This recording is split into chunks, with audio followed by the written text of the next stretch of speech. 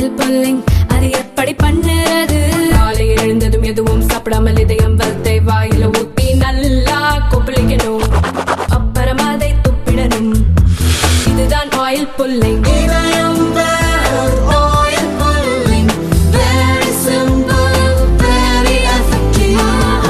Puducherry union பிரதேசம் திருபுவனை அருகே சொந்த தகராறில் பெட்ரோல் குண்டு வீசிய திமுக பிரமுகரின் மகனை போலீசார் கைது செய்தனர்.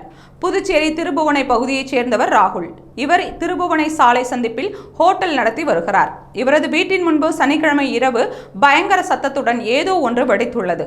இதனால் ராகுல் திருபுவனை காவல் நிலையத்தில் புகார் அளித்தார். இதன் அடிப்படையில் போலீசார் விசாரணை நடத்தினர்.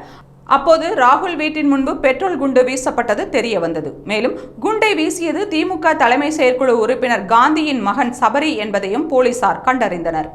ஒரு ஆண்டுக்கு முன்பு வாசு என்பவரது மகளை சபரி காதல் திருமணம் செய்துள்ளார். சில நாட்களுக்கு முன்பு திருபுவனை சந்திப்பில் வாசுவும் ராகுலும் பேசிக் கொண்டு இருந்துள்ளனர். அப்போது சபரி அருகில் வந்தபோது இவனால் தான் தனது மகளின் வாழ்க்கை கெட்டது என்று ராகுலிடம் வாசு கூறியுள்ளார்.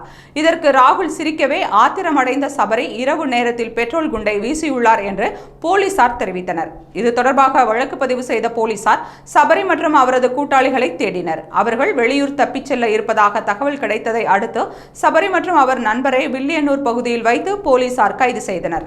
இந்த சம்பவத்தால் திருபுவனை பகுதியை பரபரப்பாக காணப்பட்டது.